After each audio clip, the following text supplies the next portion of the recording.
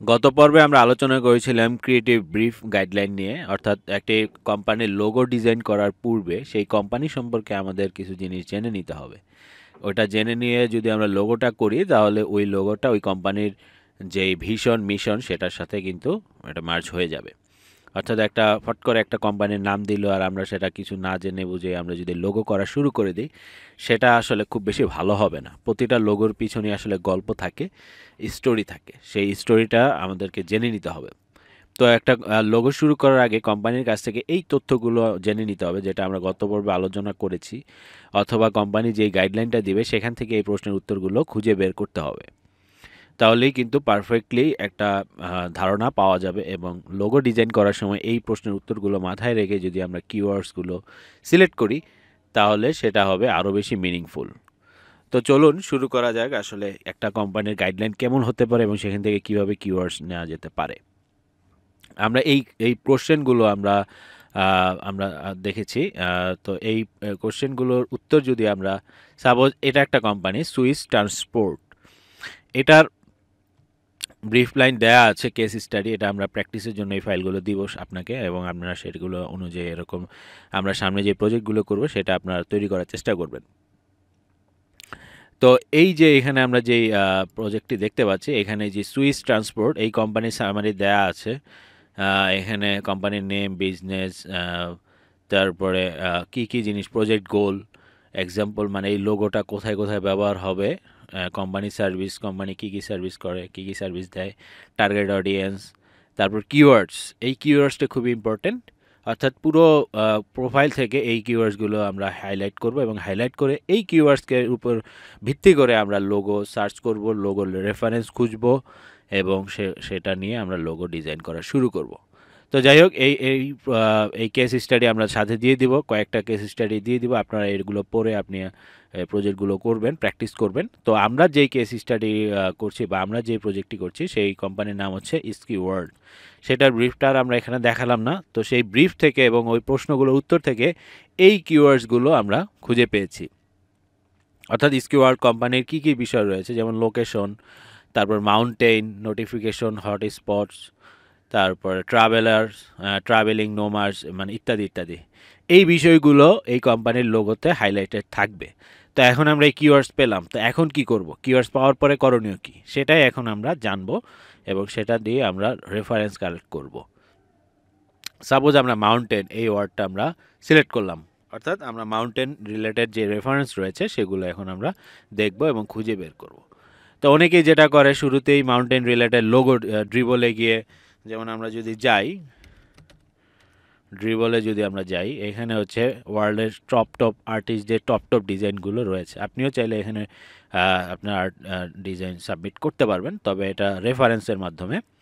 তো যাই হোক, এখানে গিয়ে অনেকেই যেটা করবে যে মাউন্টেন রিলেট, আমি মাউন্টেনের লিখে আমি যদি এন্টার বাটনে প্রেস করি তাহলে এখানে অনেক এই রিলেটেড যে বিভিন্ন ডিজাইন চলে আসবে।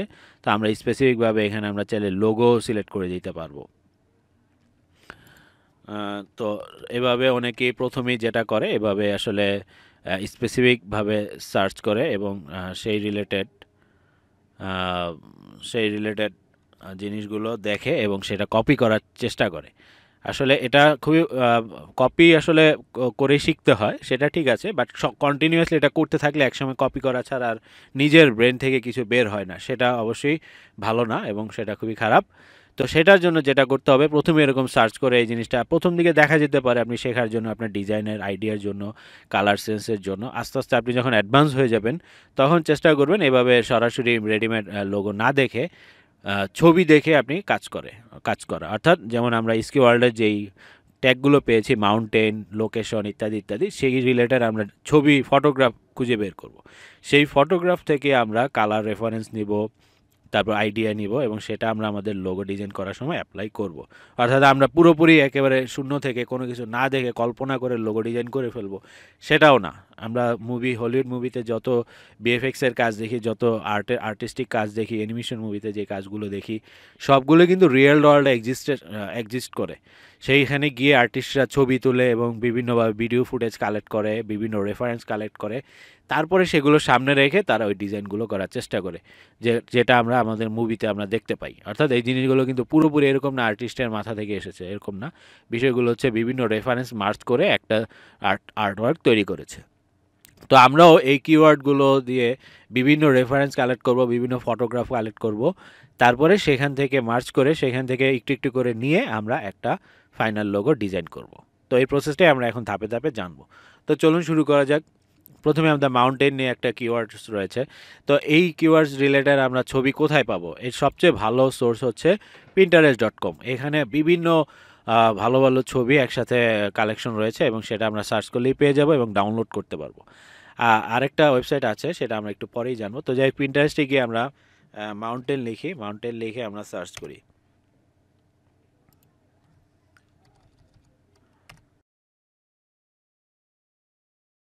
তো মাউন্টেন লিখে সার্চ করার পর এরকম চমৎকার সব ছবি আসবে। আমরা এখান থেকে আমাদের পছন্দ মতো যেই ছবিগুলো রয়েছে সেগুলো আমরা সংগ্রহ করব এবং সংগ্রহ করে আমরা সেগুলো রেফারেন্স হিসাবে ব্যবহার করব। তো দেখি আমরা সার্চ করলাম মাউন্টেন এবং এখানে অনেক অনেক ছবি এসেছে। আমরা দেখতেই পাচ্ছি এই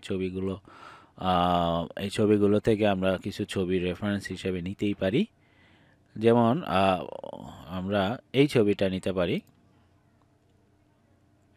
এখানে রাইট ক্লিক করে সেভ ইমেজেস, এখানে আমি এটা সেভ করে রাখলাম। তো এইভাবে আমরা খুব সহজেই বিভিন্ন ধরনের ইমেজ আমরা কালেক্ট করব। এখানে কালার পানি, এখান থেকে আমরা এই কালারগুলো নিতে পারি। তো এগুলো আমরা কালেক্ট করব। এটা আমাদের চোখের উপরে এবং আমাদের কোম্পানির কনসেপ্ট আমরা মাথায় রেখে আমরা নিতে পারি। এই যে এই ছবিটা কত সুন্দর, এগুলো কালেক্ট করতে পারি।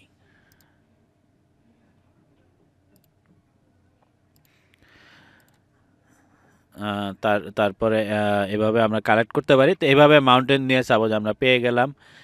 শুধু যে পিন্টারেস্টই দেখবো এরকম না, আমরা চাইলে আরেকটা ওয়েবসাইট দেখতে পারি, এটা আনস্প্ল্যাশ। এই ওয়েবসাইটটাও চমৎকার। এখানে যত ছবি রয়েছে সবগুলোই ফ্রি এবং কপিরাইট ফ্রি, অর্থাৎ সেখানে আপনি যে কোনো সোর্স উল্লেখ না করে যে কোনোভাবে আপনি এটা ইউজ করতে পারবেন, কোনো রকম লাইসেন্স নেই এবং সব পুরোপুরি ফ্রি। তো এখানেও আমরা এই মাউন্টেন লিখে সার্চ করতে পারি। তারপরে আমরা দেখতে পারি যে এই রিলেটেড কী কী ছবি আসে। এখানেও চমৎকার চমৎকার সব ছবি রয়েছে। আমরা সেটা ডাউনলোড করে আমরা এটি আমাদের প্রজেক্টে ব্যবহার করতে পারি।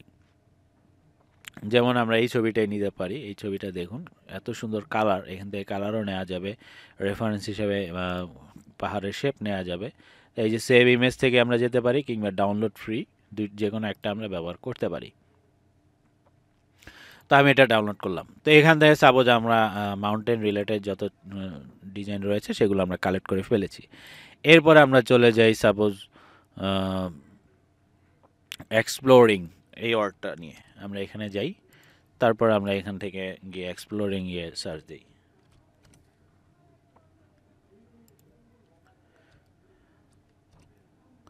তো এক্সপ্লোরিং নিয়ে সার্চ দেওয়ার পরে এখানেও বিভিন্ন রকম এক্সপ্লোরের রিলেটেড যে কিওয়ার্ডস রিলেটেড যে ছবিগুলো রয়েছে সেগুলো চলে এসেছে। আমরা এখানে দেখতে পারি, দেখতেই পাচ্ছি বিভিন্ন ধরনের ছবি। আবার সব কিওয়ার্ড দিয়ে যে আমরা মন মতো ছবি পাবো তাও নয়, অনেক সময় নাও পাওয়া যেতে পারে। তখন আমরা আবার অন্য কিওয়ার্ডস ইউজ করে আমরা অন্য কিওয়ার্ড ইউজ করে আমরা তখন সার্চ করব। যেমন এখানে আমি আবার নেই ট্রাভেলিং।